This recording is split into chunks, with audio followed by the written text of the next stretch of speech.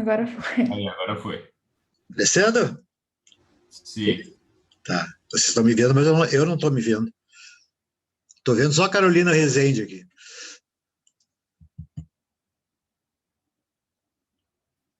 O que está vendo?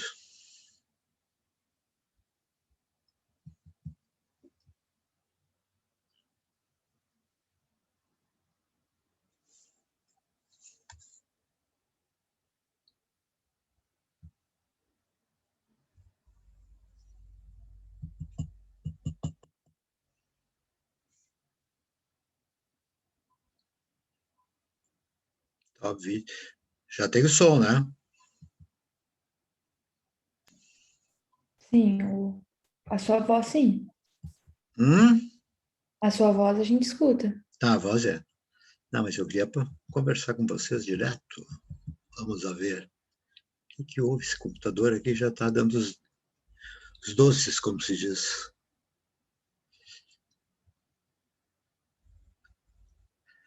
Stop video, mute, security, participantes. O que o senhor quer fazer? Eu quero abrir a tela grande para mim. Como assim? Eu quero aparecer e me ver. Eu não estou me vendo. Ah, tá. Tá, deixa eu pensar. Dá uma pensada aí, vocês que são os gênios da informática.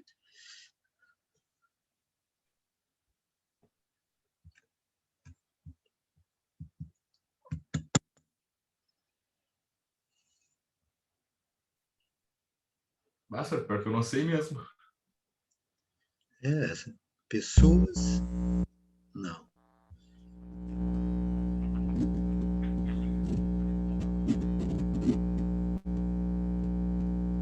Os participantes aqui. Estou vendo todos os participantes. Vamos sobre isso. Tem 16 alunos.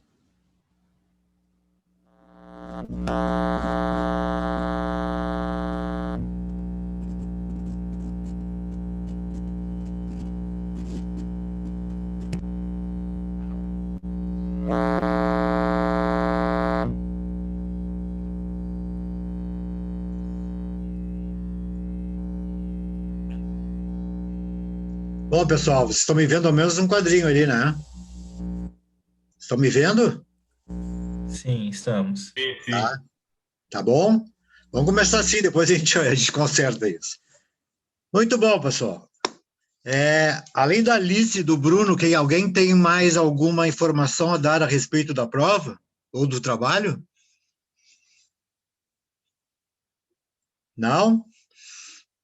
Então tá. Então vamos... Estão me ouvindo? Sim, senhor. Sim, Estão me estamos. ouvindo? Porque eu tenho a impressão que eu não estou vendo vocês, então não...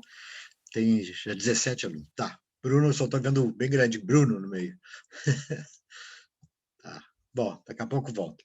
Bom, pessoal, vamos fazer uma análise rápida da prova, que eu tenho que iniciar uma nova disciplina, um novo ponto na aula de hoje, que é relativo à questão dos órgãos das relações internacionais, onde nós vamos falar a respeito dos chefes de Estado, do ministro das Relações Exteriores, dos agentes diplomáticos e dos agentes consulares.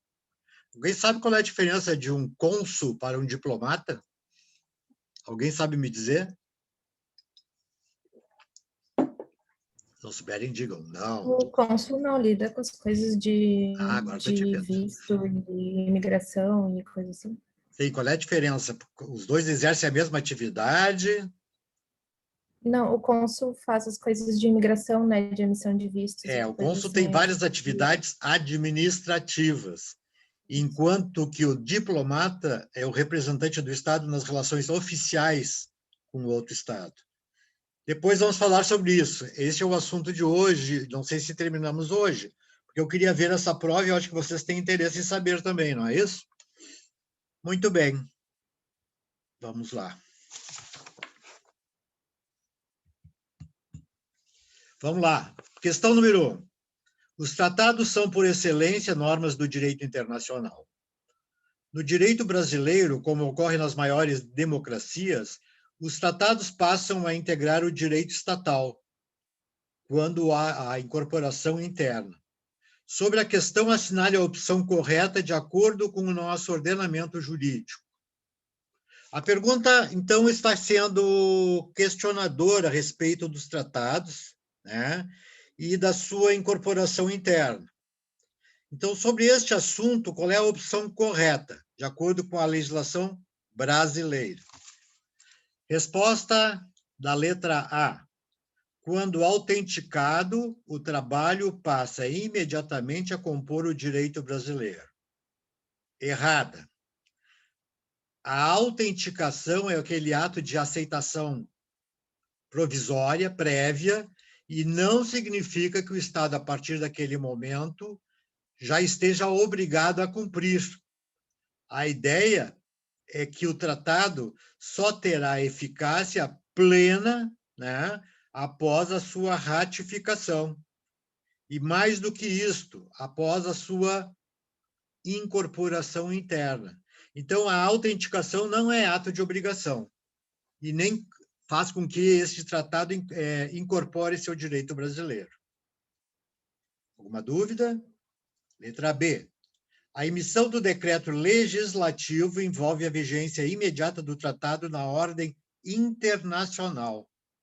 Não, o que envolve a obrigação na ordem internacional é a ratificação e não o decreto legislativo.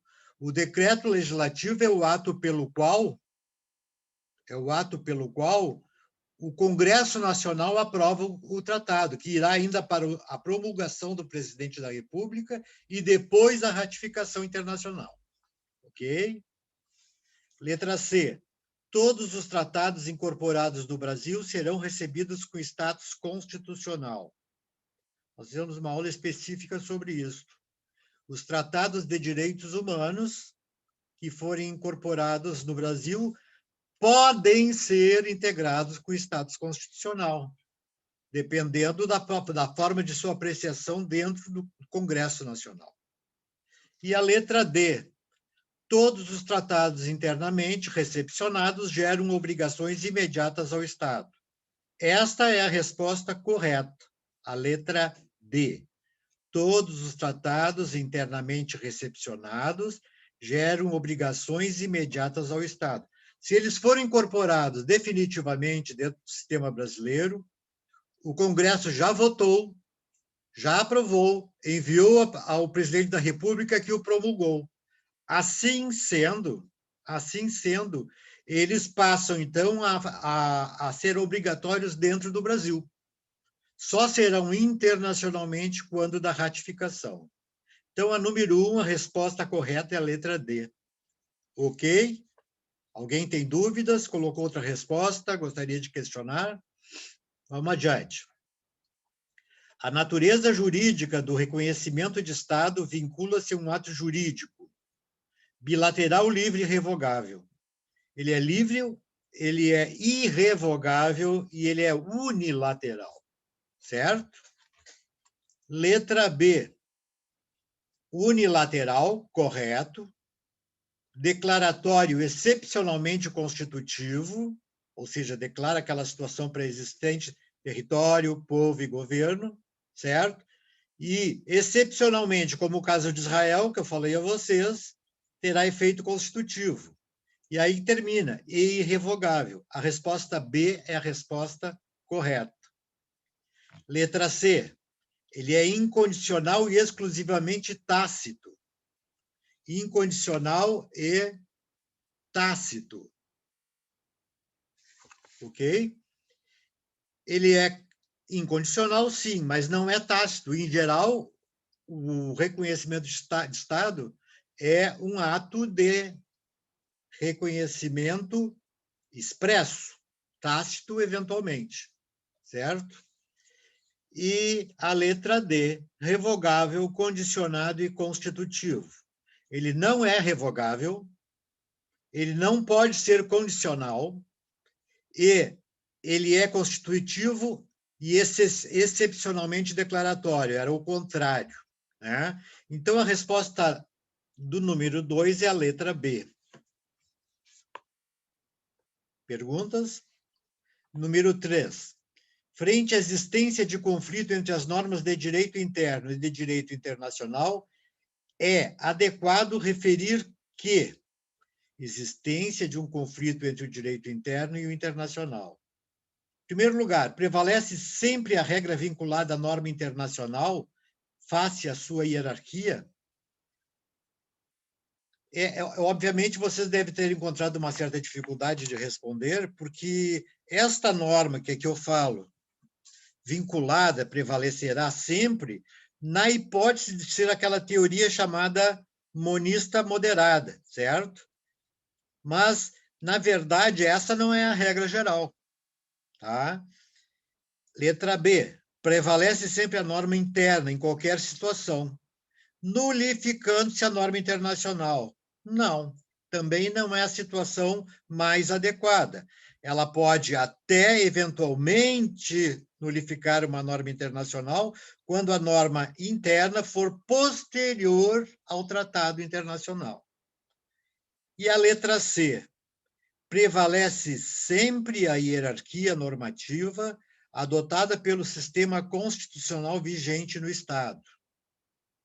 Essa é a resposta correta. O que, de fato, prepondera na questão do conflito entre o direito interno e o internacional é aquilo que as diversas constituições do mundo dizem.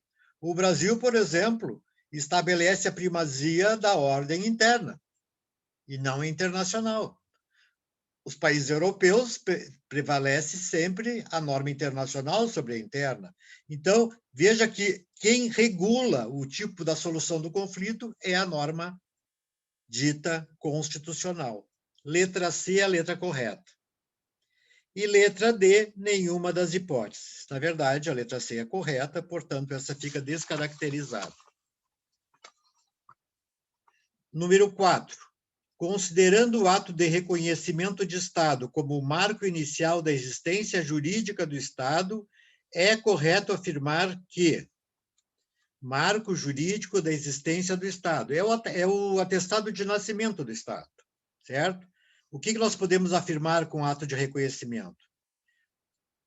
Letra A. A manifestação de vontade estabelecida exige necessariamente a manutenção de relações diplomáticas entre o novo Estado e o Estado declarante. Não, não há necessidade de manutenção de relações diplomáticas. Eu posso reconhecer a existência de um Estado, porque ele tem um território, tem um povo e um governo, mas eu posso não concordar com aquele governo. E aí eu, eventualmente, não vou manter relações diplomáticas, como ocorre com os Estados Unidos e Cuba. Estados Unidos reconhece a existência de Cuba, mas não mantém com ela relações diplomáticas. Vamos à segunda hipótese, letra B. Sendo o ato exclusivamente declaratório, é dispensável o concurso de requisitos jurídicos constitutivos do Estado, território, povo e governo. Em primeiro lugar, ele não é exclusivamente declaratório, ele pode ser constitutivo também. E, evidentemente, que sendo declaratório, ele vai exigir a apresentação dos elementos constitutivos, território, povo e governo. Certo? Muito bem. Letra C. O ato exige obrigatoriamente a manifestação incidental de reconhecimento de governo. Não. Reconhecer o Estado não é necessariamente reconhecer o governo. Volta ao Estado a informação sobre os Estados Unidos e Cuba, certo? A China e Taiwan são dois exemplos bem colocados. Letra D. O ato pode ser manifestado por qualquer modo de relacionamento jurídico entre o novo Estado e o Estado que declara. Esta é a resposta correta, a letra D. Ou seja, o ato de reconhecimento pode ser expresso ou tácito. Em outras palavras, é isso que diz a letra D. Portanto, ela é a resposta correta. Número 5. Os tratados internacionais sobre direitos humanos firmados pelo Brasil serão equivalentes às emendas constitucionais se aprovada em cada casa do Congresso Nacional. Vejam, tratados sobre direitos humanos, aqueles que são a exceção à regra. serão equivalentes às emendas constitucionais se aprovados em cada casa do Congresso Nacional. Condição sine qua non. Tem que ser aprovado como? Letra A, em 2 turnos, por 3/5 dos votos dos respectivos membros, letra A. Esta é a resposta correta. Certo? Letra B, em 2 turnos, por maioria absoluta dos votos dos membros. Não há necessidade de maioria absoluta. Letra C, em um único turno, por maioria absoluta dos votos. Não é num único turno. E letra D, em um único turno, por 3/5 dos votos. Também não é em um único turno. Então, a resposta correta do número 5 é a letra A. Qualquer pergunta, me parem e me perguntem, pessoal. Letra número 6. Diante da inexistência de codificação expressa que discipline as fontes do direito internacional, a Corte Internacional de Justiça, ao proceder o julgamento de litígios submetidos à sua jurisdição, necessariamente fundamentará suas decisões através, letra A, este é o artigo 38 do Estatuto, da jurisprudência emanada de suas decisões. Não, a jurisprudência não pode, ao contrário, ser o único elemento de decisão. Ele pode auxiliar. Da doutrina dos juristas e a equidade. Igualmente, são fontes meramente supletivas. Letra C, dos tratados e o costume internacional.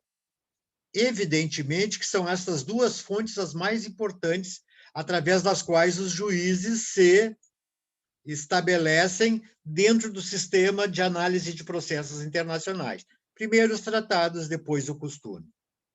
E letra D, a equidade, que também é uma fonte eventual do direito internacional. Letra C. Número 7. Dentre as hipóteses abaixo, qual está incorreta?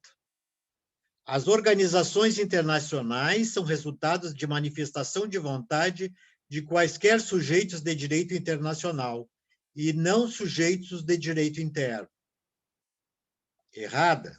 As organizações internacionais resultam da manifestação de vontade de quaisquer sujeitos de direito internacional e não evidentemente e não sujeitos de direito interno.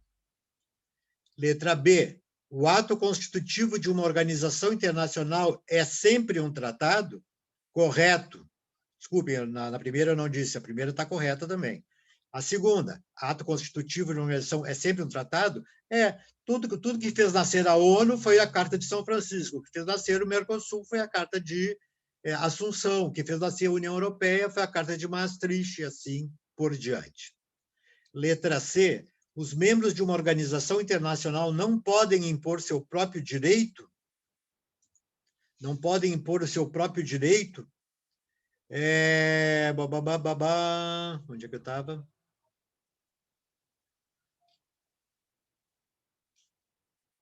Não, acho que eu pulei ele. Não precisa ser ratificado por seus Estados-membros.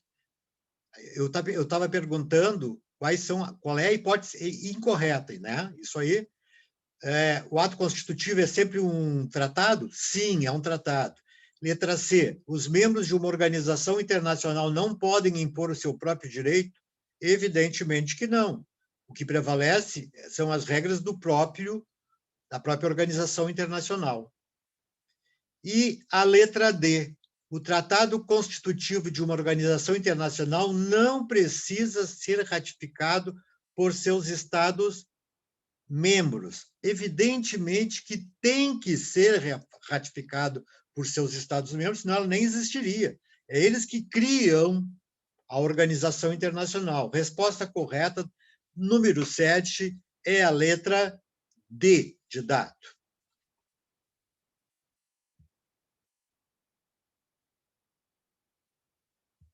Um minutinho. Estou melhorando aqui aos poucos.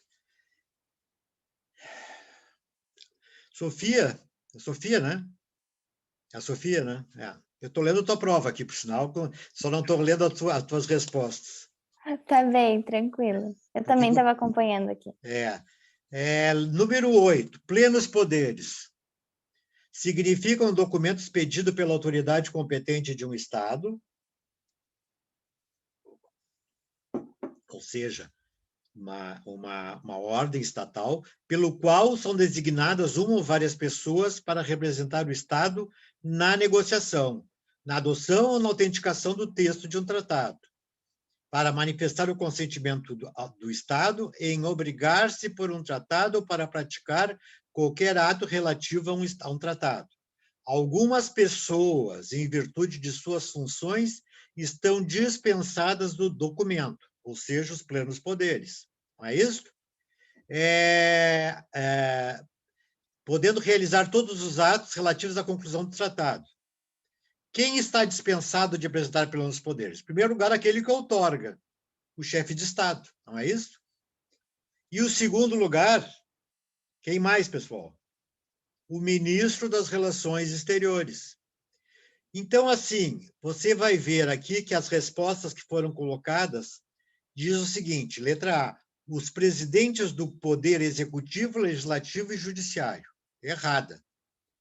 Letra B, os chefes de missão diplomática e os cônsules. Errada. Os representantes dos estados perante uma organização internacional. Errado. E a letra D, os chefes de Estado, de governo e os ministros das Relações Exteriores. Pessoal, qual é a diferença de um chefe de Estado e para um chefe de governo? Sabem qual é a diferença? Quem é chefe de Estado e quem é chefe de governo no Brasil? Chefe de Estado é o que representa no cenário internacional, né? O Estado. E representa em todos os atos das relações internacionais. O chefe de governo é aquele que regulamenta toda a ordem interna do Estado. Quem é este no Brasil? Ou quem são estes? Evidentemente que no Brasil nós não temos a bipartição, porque o nosso sistema é presidencialista e não parlamentarista. Quando tem o parlamentarismo, o chefe de Estado é uma figura diferente do primeiro-ministro, certo? É do primeiro-ministro, que é o chefe de governo. Exemplo, Inglaterra, a rainha é chefe de Estado.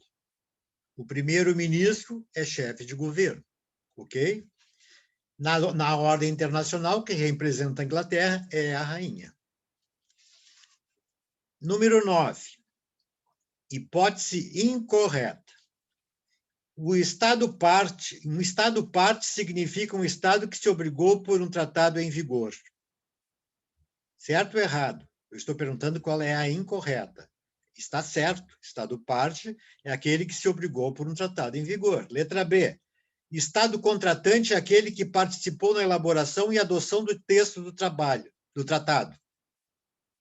Estado contratante é isso? Não, é o que também se obrigou pelo texto do tratado. Isso estava lá aposto na Convenção de Viena, acho que no artigo 2º.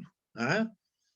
Letra C. Reserva é uma declaração unilateral quando da assinatura, aprovação, aceitação, ratificação de um tratado, excluindo ou modificando o efeito jurídico de certas disposições deste tratado.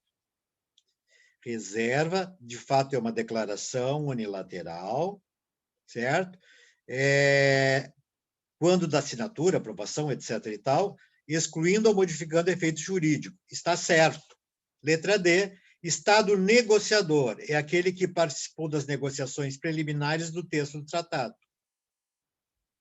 Está correto também. A resposta correta é a letra B. Tá? A última agora. Vamos lá.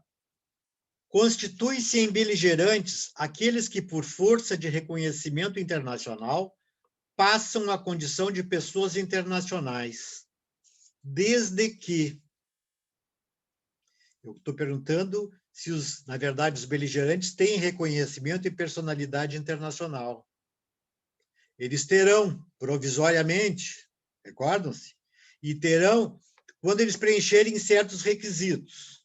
Até para não perder muito mais tempo, que eu gostaria de iniciar já a nossa aula propriamente dita, a resposta correta é a letra C, que diz o seguinte: caso o objetivo buscado seja a criação de um novo Estado oriundo do desmembramento territorial devem estar presentes requisitos de plena organização política, posse de um território questionado e estrito respeito pelas leis e usos de guerra. Letra C. Ok? Bom, pessoal, eu gostaria de fazer trazer-lhes uma informação acerca desta prova.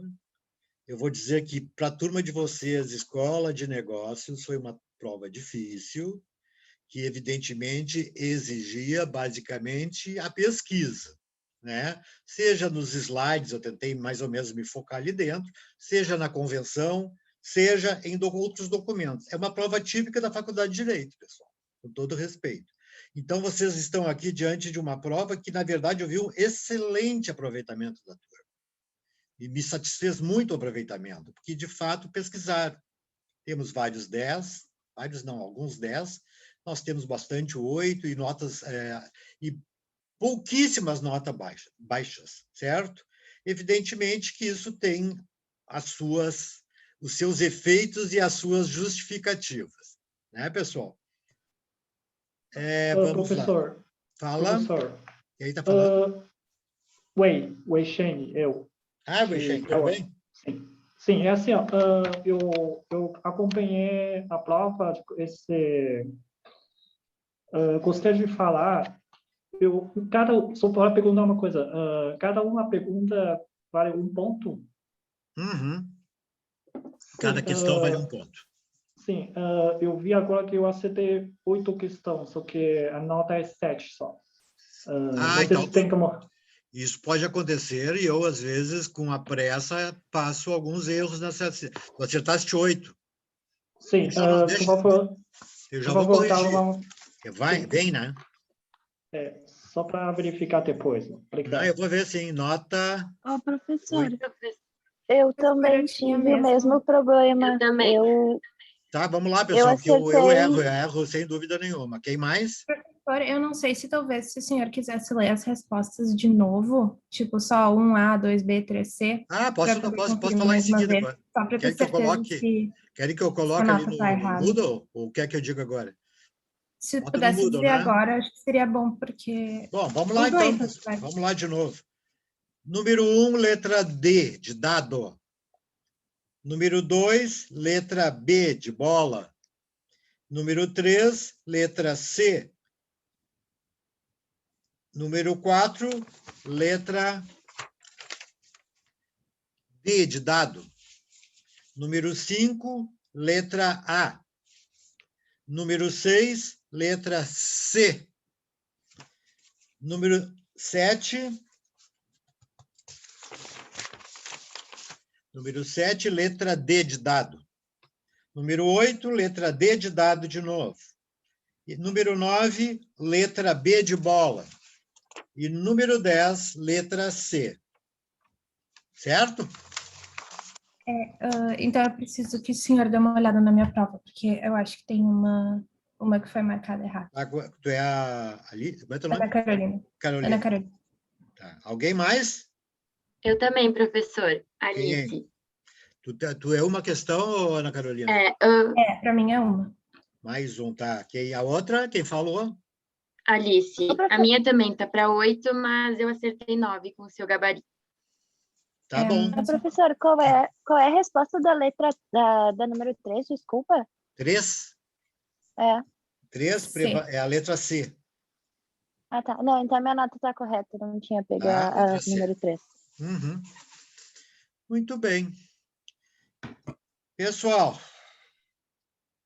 vocês viram ali que eu também botei o T1. T1 é o trabalhinho que vocês fizeram, né? O critério para inserir esta nota na nota de vocês, evidentemente que eu vou dar primazia para as notas de avaliação e não do trabalho, é que o trabalho é obrigatório. Vocês têm uma turma semipresencial. Então, assim, na primeira prova, no primeiro trabalho, ouçam bem, a nota corresponde a 4 pontos. Se tu tirou 10, você tirou 4. Entenderam?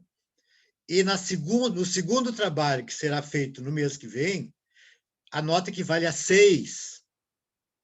Ou seja, eu vou compensar as diferenças dentro desses trabalhos. Por isso, esses trabalhos são importantes. Entenderam? Não deixem de fazer. Muita gente não fez. E Eu até não tirou fiz. nota boa na prova. Eu não fiz, eu não sabia mesmo que tinha que fazer, estava como complementar, eu acho, ali no Moodle. Era complementar, mas, na verdade, assim, eu estive falando com a coordenadora da faculdade, da Escola de Negócios, e ela me disse que teria que ser, porque eu tenho que ser apresentado esses resultados, certo? Então, assim, pessoal, eu vejo muito pouca gente com essa possibilidade de ter que fazer, eventualmente, alguma força para poder passar por média. Há condições plenas, até porque quem eventualmente fez ou deixou de fazer uma prova terá como uma espécie de prova especial, se quiser, uma prova ou trabalho, certo? No dia da prova especial poderá também fazer, sem nenhum problema. Professor, então esse trabalho valia a nota? Vale ponto 4, a primeira. Vale sim. na prova, no trabalho segundo, nota 6. Então, se Tranquilo. puxe Não, na segunda. Hein? Tranquilo, não, recupera ele depois com a prova especial. Dá para recuperar, não tem problema. Ninguém Dá. vai rodar, pessoal, não se preocupe. Ninguém vai rodar. Mas eu vejo assim que é uma turma esforçada, que está dentro. Geralmente é uma dificuldade, pessoal. Eu quero parabenizá-los, porque realmente esta turma foi muito bem. E aquela anterior, ou o trabalho anterior que foi feito, também excepcional, porque fizeram uma análise de um tratado internacional. Isso não é fácil, não, pessoal, certo? E por isso eu digo, meus parabéns, vocês conseguem, evidentemente, resolver essa questão. Mas vamos lá, pessoal, vamos percorrer este caminho e vamos tentar agora falar um pouco sobre os órgãos das relações internacionais. Quando se fala em órgãos das relações internacionais, nós estamos falando, em princípio, daqueles entes que detêm o poder de representar o seu Estado no exterior. Aqueles sujeitos de direito que são o presidente da República, o ministro das Relações Exteriores, os agentes diplomáticos e os agentes consulares. Quando eu falo isto, eu estou tentando dizer a vocês que estes sujeitos são, na verdade, aqueles com os quais a comunidade internacional fala.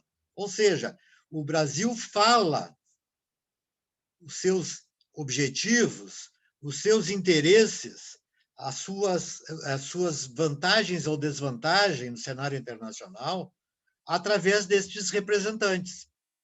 E esses representantes foram estruturados dentro de um sistema de um ensino próprio, que é o Instituto Rio Branco, que elabora o chamado vestibular para acesso ao Itamaraty, onde os alunos vão procurar, sobremaneira, chegar à carreira diplomática.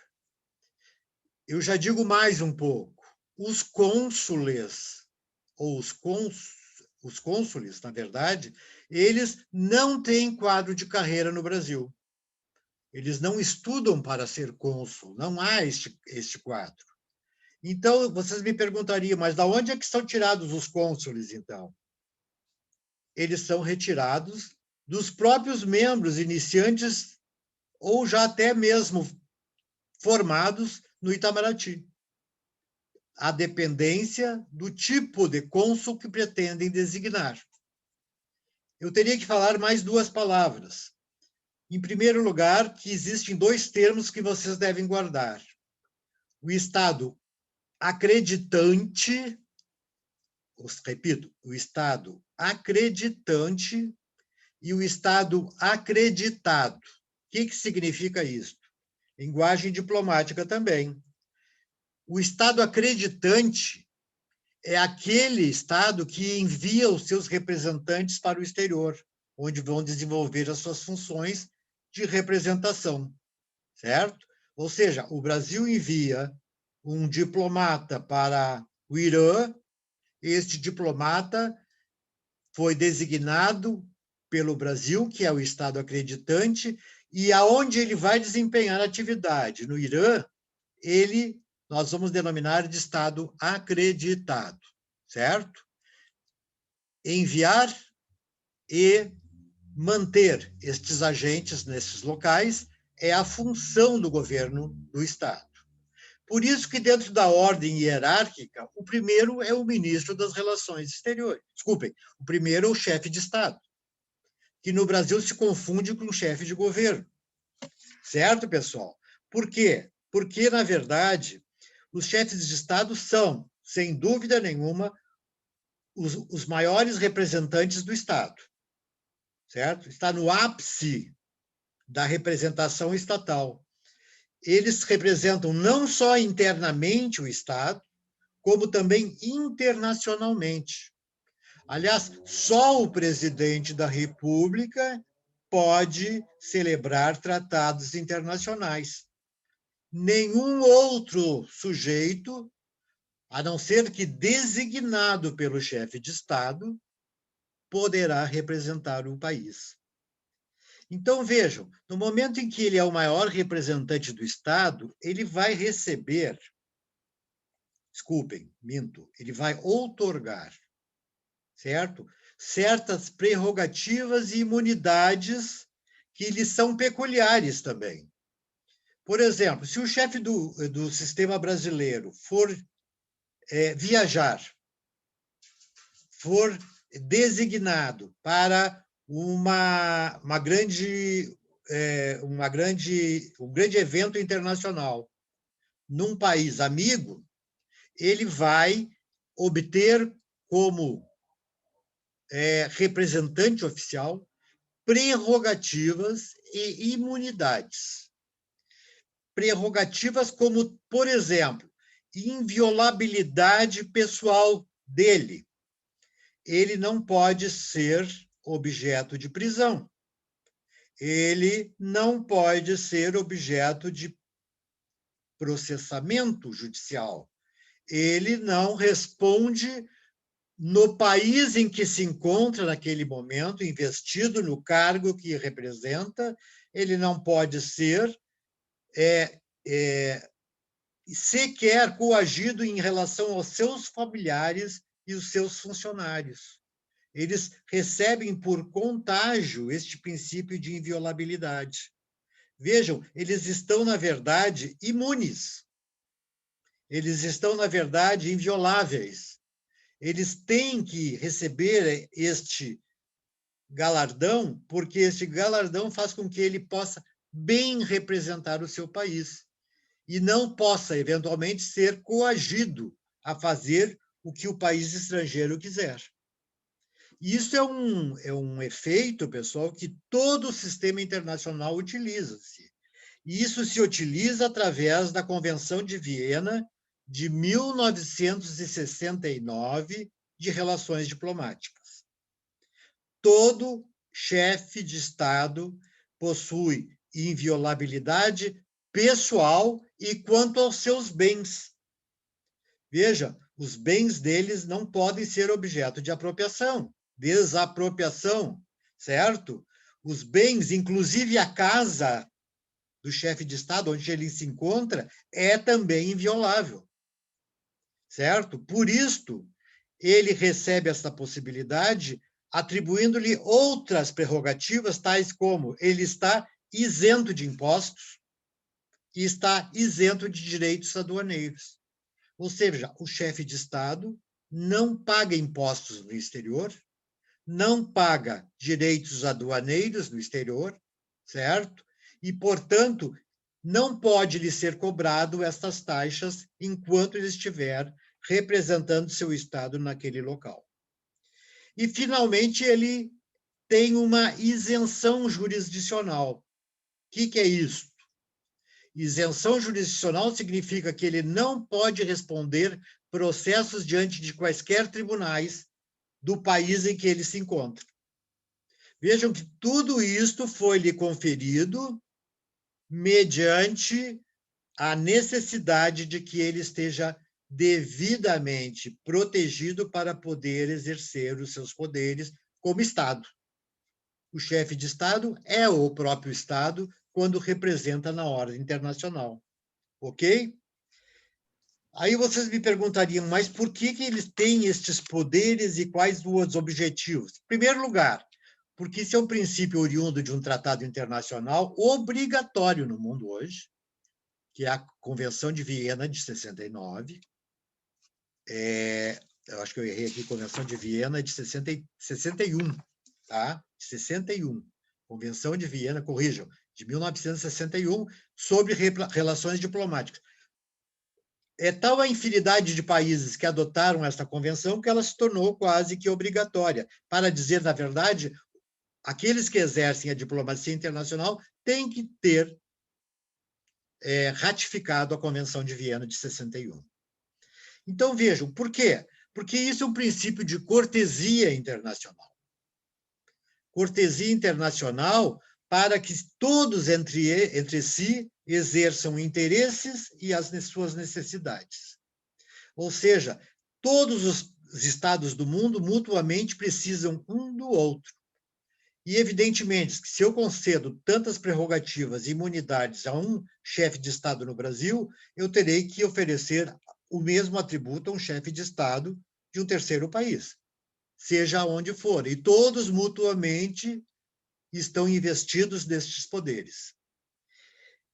Quando é que estas imunidades e essas prerrogativas não se aplicam? Vejam bem, eu estou dando agora a exceção à regra. E quando eu falo em exceção à regra, o primeiro motivo pelo que um chefe de Estado, e isso agora eu vou até dizer que não existe, não fica submetido a prerrogativas de imunidade, é quando ele renuncia à jurisdição do seu próprio Estado. Ora, vocês já viram um presidente da República, né, dizer que renuncia à proteção diplomática do seu Estado? Seria uma incoerência. Portanto, a ideia de renúncia que extirparia a obrigação dos prerrogativas e imunidades não se aplica. Outra exceção, quando ele admitir a aplicação da jurisdição do país em que ele se encontra. Imagine que o presidente Bolsonaro vai à Suíça e lá resolve submeter-se à jurisdição suíça. Isso significa que ele está respondendo por todas as leis e perante todos os tribunais internacionais daquele país. Também é algo bastante difícil de se encontrar. Outra exceção, ele terá que responder, eu disse que ele não estava comprometido com a jurisdição de terceiros estados, mas existem certas ações judiciais que ele está obrigado a responder. Assim são as ações sobre imóveis que o presidente da República tiver no exterior, neste local em que ele se encontra. Se ele tiver que responder alguma ação contra este imóvel, ele está liberado para responder e não há nenhuma prerrogativa e nenhuma imunidade. E também a exceção é quando as ações forem pessoais contra ele. Não podemos impedir que ele se defenda. Então, nestes casos, a exceção à regra das prerrogativas.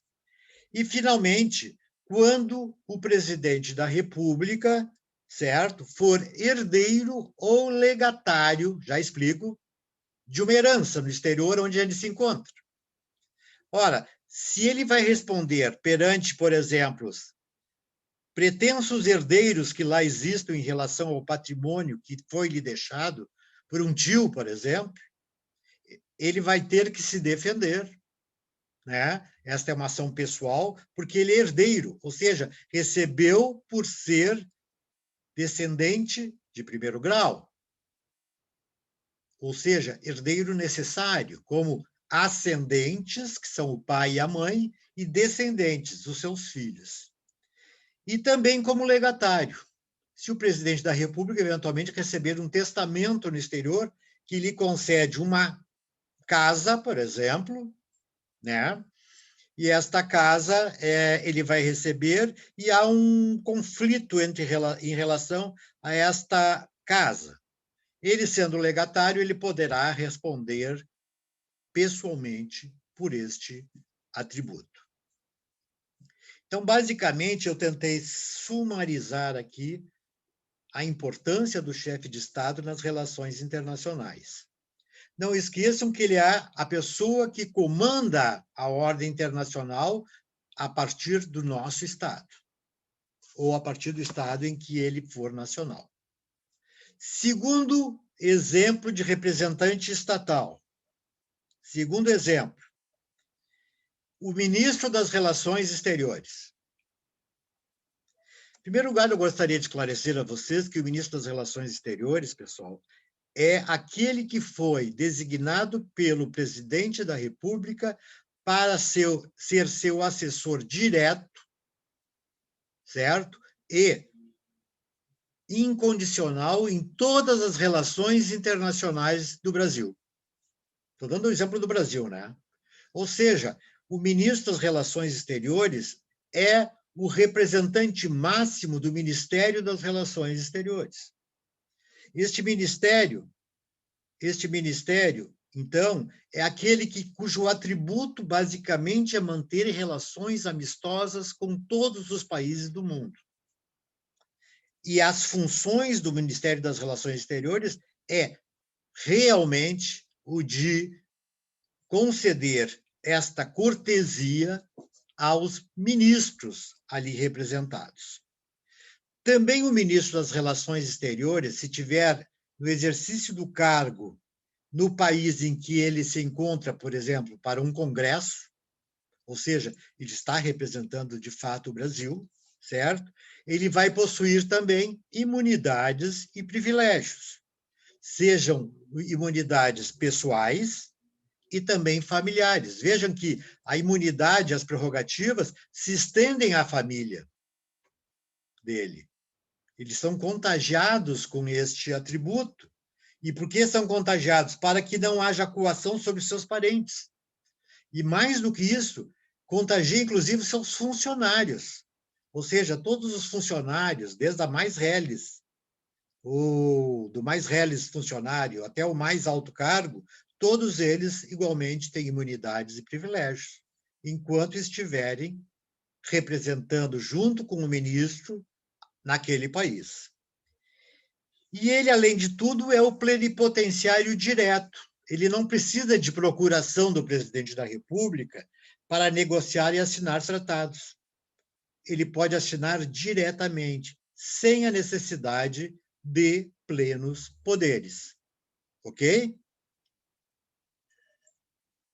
Professor, rapidinho sobre essas imunidades que se estendem à família e tal, e coisa assim. Sim. Isso se aplica também a coisas tipo homicídio. A casa, a sede da embaixada. Não, por exemplo, os filhos de um embaixador, por exemplo, porque eu lembro que eu tava morando em Portugal em 2016 e os 2 filhos do embaixador do Iraque tentaram matar um cara numa ponte e daí eles saíram do país e ficou por isso mesmo. Veja bem, eles são o quê? São portugueses? Não, os filhos o cara que eles tentaram matar era português, os filhos do embaixador do Iraque eram... do Iraque, mas aonde foi o crime? Foi em Portugal. Em Portugal?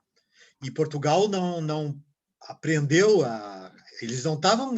Eles eram filhos do embaixador de Portugal, do Iraque. Filhos do embaixador do Iraque em Portugal. Em Portugal. Como é que eles se evadiram, então? Eles fugiram? Eles saíram, mas pelo que eu entendi na época, eu teria que olhar de novo, Portugal não impediu que eles saíssem, apesar de saberem que seriam eles. Havendo crime, e se ele está vinculado à prerrogativa e à imunidade, ele será processado no seu país de origem. Certo? Obrigatoriamente, que Portugal deve ter exigido do Iraque, que estes senhores se reportassem aos tribunais locais, porque ele vai encaminhar, através da mala diplomática, o encaminhamento de crime cometido em seu território investido de prerrogativas. Ou Sim. seja, eles não podem ser julgados lá, mas obrigatoriamente têm que ser julgados no seu país. Certo? Essa é a verdade. Qual é a competência do ministro? O que ele faz? Primeiro, ele é ele que designa e instrui diplomatas e cônsules, certo? Dentro das suas atribuições. Ele conferencia com o corpo diplomático estrangeiro todo. Ele é como se fosse o presidente da República posicionado neste ponto, né, nessas circunstâncias. Depois, velar pelos interesses do seu próprio Estado naquele local. Ou seja, aonde ele se encontrar, ele tem que fazer com que respeite-se, certo? Os interesses e a soberania nacional do seu país, certo? Vejam que, na verdade, ele é um assessor de segunda classe em relação ao presidente da República, enquanto que os agentes diplomáticos dependem do ministro das Relações Exteriores para também desenvolver as suas atividades.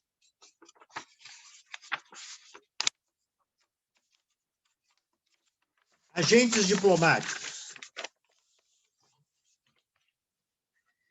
O agente diplomático, todo ele, mesmo que seja diplomata de carreira, ele terá que submeter-se a um mandado. Mandado significa como uma procuração do chefe de Estado ou do ministro das Relações Exteriores, certo? Por quê? Porque ele vai ser enviado para um país estrangeiro, pelo Estado acreditante para o acreditado, como defensor dos interesses nacionais. Ele deverá influir nos interesses do Brasil, por exemplo, no exterior.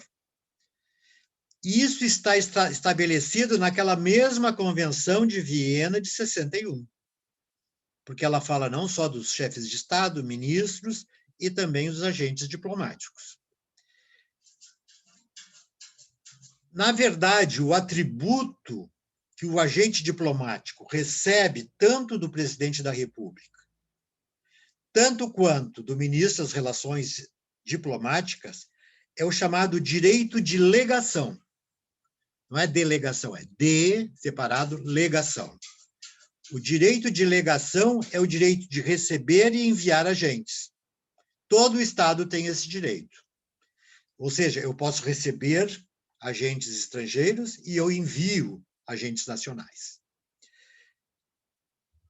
O que o Estado tem que deter para conseguir ter o direito de legação? Em primeiro lugar, o Estado tem que estar investido de personalidade internacional. Ser sujeito de deveres e de direitos. E isso se consegue só quando o governo deste Estado for reconhecido. Ou seja, o Estado que recebe tem que reconhecê-lo. E, finalmente, e um atributo muito importante, a recepção de um diplomata e o envio de um diplomata vão depender do mútuo consentimento do acreditante e do acreditado, dos dois estados que estão trocando agentes, certo? Ou seja, não é um ato unilateral, é um ato bilateral, porque quem recebe o diplomata tem que consentir e quem envia tem que consentir. Bom, nós poderíamos... Alguma pergunta? Muito bem. Como são classificados os agentes diplomáticos? Em primeiro lugar, nós vamos falar dos acreditados diretamente ao chefe de Estado, aquele que é o presidente da República que manda, certo? Quem são eles? Anotem, os embaixadores, os legados, os núncios, os enviados e os ministros.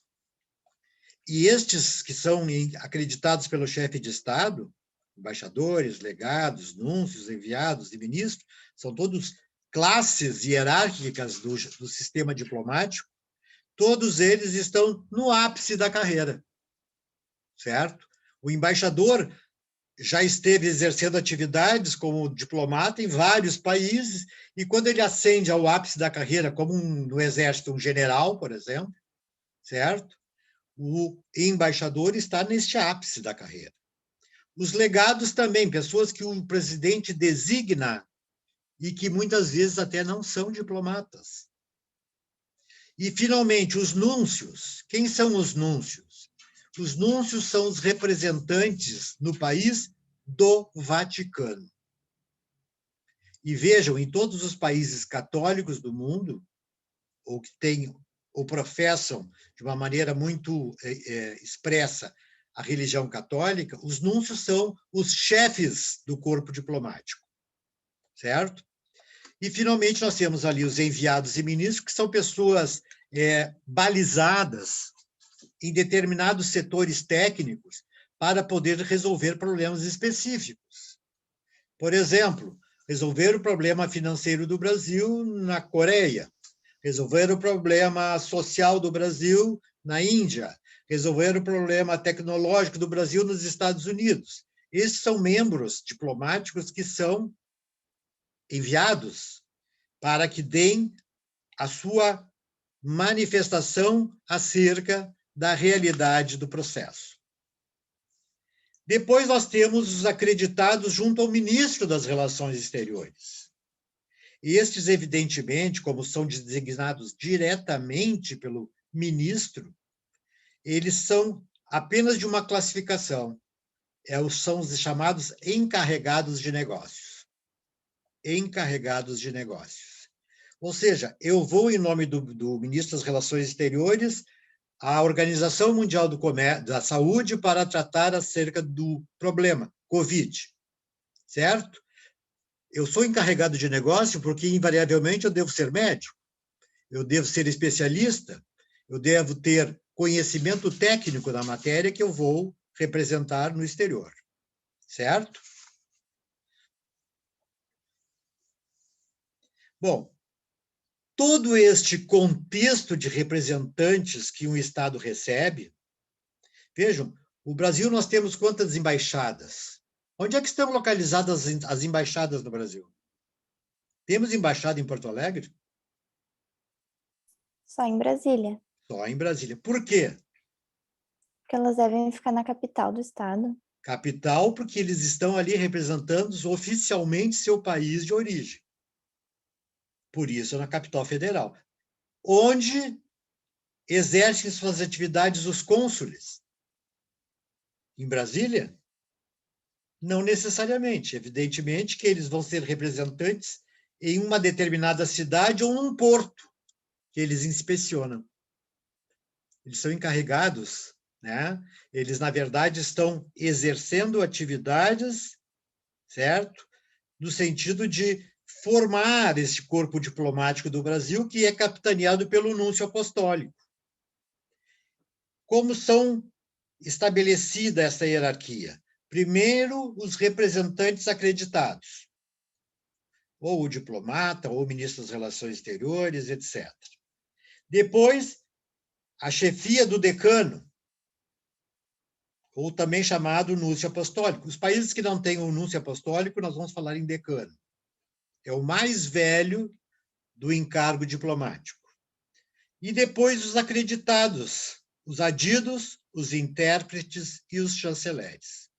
Certo? Repito, em último lugar, o corpo diplomático ainda se compõe de acreditados de outros países, os adidos, os intérpretes e os chanceleres, que são, na verdade, assessores nas mesmas modalidades que os demais, só que duas classificações abaixo dos acreditados, diplomatas, que seriam embaixadores, legados e núncios, e o núncio apostólico, que é o chefe da missão.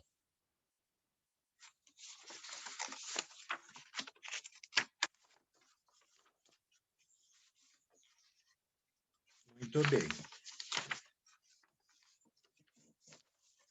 Vamos falar, então, agora da escolha.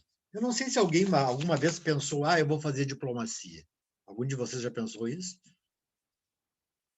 E vocês podem, sabiam, né? O curso de administração é um dos mais incorpora, fora do direito, né?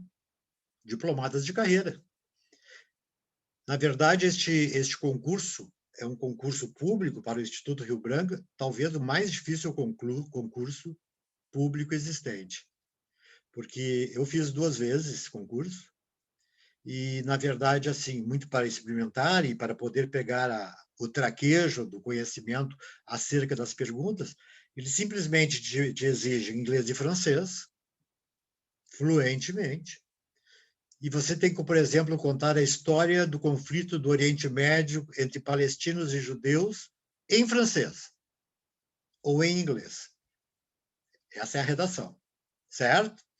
E assim vai, conhecimento em direito internacional, conhecimento em geografia, conhecimento em história, conhecimento em etiqueta, sabiam disso? Etiqueta. Conhecimento em administração, noções de contabilidade. Ou seja, eles têm uma bagagem imensa de conhecimentos, e por isso quem é aprovado no Instituto Rio Branco geralmente são as maiores cabeças desse país, certo? De qualquer forma, esta escolha é feita exclusivamente pelo chefe de Estado. Mas, após a aprovação do vestibular do Instituto Rio Branco, o que se exige desses candidatos? Eles têm que ser, por exemplo, natos. Eu sou brasileiro nato, não posso ser naturalizado. E a escolha feita é unilateral. Ou seja, o Brasil escolhe os seus representantes, certo? Mas, e aí o aspecto bilateral, ele tem que ouvir o Estado acreditado, para onde ele vai desempenhar as suas funções. E isto é um ato confidencial entre o governo do Brasil e o governo do Irã. Vamos aproveitar o exemplo da colega. Eles mantêm confidencialmente, pela mala diplomática, a indicação de um representante que vai chegar lá, vai ser pesquisado e vai dizer aceitamos ou não aceitamos. Por isso que é confidencial. Ninguém saberá por quê e de onde partiu. Então, vejam, este ato de ouvir as duas partes, vamos chamar de agreement. Agreement. Eu vou soletrar para vocês. É a palavra em francês, certo?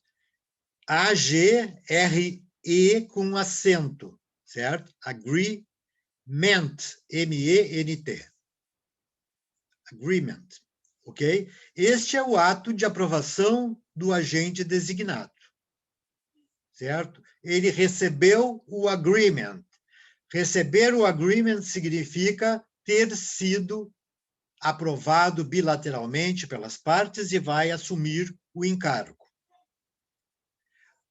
O escolhido recebe um passaporte diplomático e credenciais diplomáticas. Também com referendo do Ministério das Relações Exteriores. É através deste passaporte, dessas credenciais, que ele vai se apresentar no estado em que vai desempenhar as suas funções. Certo? O que faz e quais as funções do agente diplomático? Representar o Estado e seus nacionais. Qualquer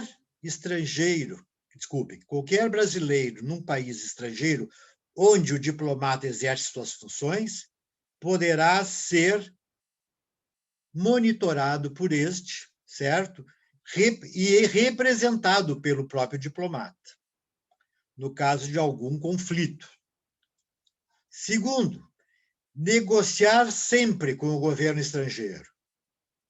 A melhor forma de relações entre os dois. Observar e informar sobre aquele que foi acreditado. Ainda, promover sempre relações amistosas entre os Estados. Mais importante de tudo, não interferir em assuntos internos daquele Estado. E, finalmente, exercer os seus atos de modo livre e sem coação. Por isso, as imunidades e as prerrogativas que nós falamos anteriormente. Quais são as prerrogativas e privilégios? Alguém se lembra ainda? Inviolabilidade pessoal, ou seja, a casa em que mora o diplomata se torna imune. Não pode ser invadida, não pode ser objeto de qualquer forma de apreensão ou desapropriação. A casa é território estrangeiro dentro do país. Entenderam? Por isso, muitos fogem para a embaixada de um país para poder livrarem-se de certas perseguições. Eles também têm inviolabilidade em relação aos seus automóveis, ao transporte em geral, aos seus arquivos, né? A sua correspondência. Tudo isso não pode ser objeto de manuseio, porque são violáveis. Ainda, imunidade à jurisdição local. Imunidade à jurisdição local. Quando eu falo em jurisdição, eu estou falando submissão aos tribunais do local, certo? Eu estou dizendo que ele tem o direito de não comparecer nos tribunais, mesmo que chamado, nem como testemunha, sabia? A não ser que ele tenha uma autorização do seu Estado Nacional para fazer isso. Ele não pode responder processos lá. Eu acho que coordena-se com a palavra que você me falou antes, Carolina, né? Ou seja, exatamente, veja que ele vai responder no seu Estado Nacional, face às prerrogativas. Muito bem. Evidentemente que eu estou dizendo que ele não está imune, ele está imune a todas as circunstâncias, mas há uma exceção. Por exemplo, ele está obrigado a cumprir regras locais da cidade. Trânsito, por exemplo, ele não pode desrespeitar o trânsito, porque ele não vai responder. Na segurança geral, ele também pode, eventualmente, ser a ele imputada a responsabilidade comunitária e até mesmo a responsabilidade pelas leis sanitárias. Por exemplo, vou obrigar o embaixador a usar máscara. Ele não pode se negar a fazer isso, certo? Nestas espécies, que são regras de convívio interno e regulamentos para o bem-estar da população, evidentemente que há exceção à regra da imunidade. Finalmente, ele goza de isenção fiscal, tributária. Ele não paga impostos e taxas pessoais, certo? Ele não paga nenhum imposto, nenhuma taxa pessoal. Ele, não obstante, vai pagar os impostos indiretos. Sabem o que quer dizer isso, indiretos? Impostos indiretos, o que são? Aqueles que estão, digamos, integrados a este aparelho telefônico. Que você compra este aparelho e há um preço de imposto aqui comprometido. E isso, evidentemente, que ele não pode se evadir. Certo, pessoal? Então, estas as prerrogativas e os privilégios dos cônsules, dos agentes diplomáticos. Finalmente, os cônsules. Os cônsules são nomeados pelo Estado para atividades administrativas em cidades e portos específicos designados pelo país. Depois vocês vão saber por que cidades e portos específicos. Repito que no Brasil não existe a carreira consular.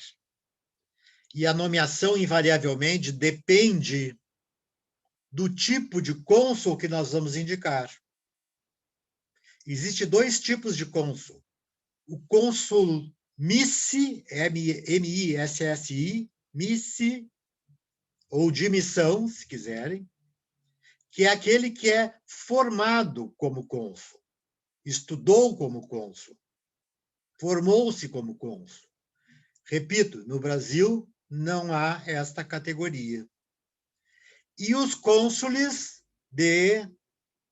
denominados de carreira, ou cônsules electi, electi, ou eleitos. Estes também são chamados de cônsules que não têm imunidades. Em Porto Alegre, por exemplo, eu conheço o cônsul da Holanda. Vamos pegar este exemplo. O cônsul da Holanda não é formado em absolutamente nenhum cargo consular, e é brasileiro, embora de origem holandesa. Ele é brasileiro porque ele tem vínculos diretos com a Holanda e foi designado, através desse grau de parentesco, para exercer essas funções. Por isso, ele não tem imunidades. Só o cônsul de missão é que terá essas imunidades, aquele que se formou para tanto. Certo? O cônsul do Peru no Brasil, em Porto Alegre, por exemplo, também é o cônsul que é gaúcho e exerce a função em virtude da sua aproximação com o país do qual, não sendo nacional, tem, eventualmente, parentes ou alguma formalização de motivos que o levaram a este cargo. Quando o cônsul é indicado, pessoal, a sua nomeação depende do Estado que vai recebê-lo. Vejam, de novo, bilateral, certo? Eu vou indicar um cônsul e o Estado que recebe tem que admitir, certo? O nome deste ato de admissão do cônsul, pelas duas partes, outra palavra estranha, é o exequatur. E-X-E-Q-U-A-T-U-R, exequatur. Este é o ato de aceitação. No momento que ele aceita, ele recebe uma chamada carta patente, que é as credenciais do cônsul para se apresentar no exterior. Certo? Nós temos, pessoal, 2 regulamentos internacionais acerca dos cônsules no Brasil, que o Brasil ratificou. A Convenção Regional de Agentes Consulares, de Havana, de 1928, e a Convenção Mundial de Agentes Consulares, de Viena, de 63. Vejam que os diplomatas têm uma regulamentação e os cônsules têm outra, certo? Muito bem. Afinal, quais são as atribuições do cônsul? Em primeiro lugar, como também o diplomata, proteger os interesses do seu Estado e dos nacionais do seu Estado que lá se encontram. Obviamente que um cônsul vai ser, por exemplo, da Itália. Você sabe que tem consulado italiano em Porto Alegre, como nós temos um consulado americano em Porto Alegre. Por quê? Porque a massa de atividades exercidas por esta nacionalidade aqui em Porto Alegre é tal ao ponto de merecer uma especificação de proteção do seu Estado nacional. Qualquer problema com um sujeito americano, por exemplo, ou italiano, ele se dirige ao consulado. Porque ali ele, eventualmente, vai também conseguir formalizar todos os seus atos da vida civil. Ele pode e deve fomentar boas relações comerciais entre os Estados. Ele não está ali para arrumar atritos, né? Ele deve informar sobre todas as informações possíveis do Estado que o recebe, para o seu Estado nacional. Ele tem que expedir passaportes. Recordam-se que é o cônsul que faz isso, não é isso? Expedir passaportes do seu Estado. Se eu sou o cônsul, por exemplo, em Boston, nos Estados Unidos, os brasileiros que lá estão poderão receber os passaportes diretamente das mãos do cônsul. Ele vai funcionar também como notário. ou oficial de cartório de notas. Tanto é que ele pode fazer casamento. Ele pode atestar óbito. Ele pode atestar divórcio, entre outros atos. Então, ele é notário e também oficial do registro civil, expedindo certidões de nascimento, certidões de óbito e certidões outras de casamento, por exemplo. Porque no momento se um casal estrangeiro que está em Porto Alegre resolver registrar o seu filho no consulado nacional deles, este sujeito, esta criança, vai ser considerada de sua nacionalidade nata. Entenderam? Ele não é objeto, ele não precisa ser brasileiro, a não ser que os pais resolvam registrá-lo num cartório brasileiro. Mas se os dois dirigirem-se a um consulado, o seu filho será, por exemplo, holandês, ou francês, ou inglês, e assim por diante. Uma importante função, resguardar interesses de menores e de incapazes, de sua nacionalidade. Resguardar interesses de menores e de incapazes. Mais do que isto, controlar e inspecionar navios e aeronaves e seus tripulantes. Por que o cônsul tem que inspecionar navios e aeronaves? Por que vocês acham? Porque muitas vezes trata-se de cargas vinda do seu país de origem, que podem ser eventualmente desviadas ou podem ser cadastradas com erros que podem prejudicar o seu país. Então, ele é também um inspetor e um fiscal, tanto na área da navegação quanto da área da aviação aérea. Ele tem privilégios e garantias, repito, só para os agentes de carreira, né? Só para os cônsules de carreira. Ele tem inviolabilidade pessoal e de seus bens, eu não repeti tudo de novo, tem imunidade à jurisdição local e tem isenção fiscal, também aos seus funcionários e seus familiares.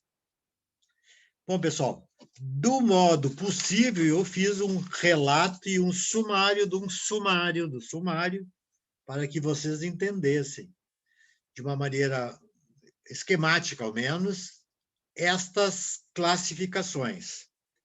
É importante que vocês saibam destas funções, porque eventualmente vão para o exterior e não sabem a quem socorrer, né? Quando, um momento, por exemplo, perdi meu passaporte, e agora? Eu, por exemplo, perdi meu passaporte, não, foi roubado meu passaporte na Espanha, né?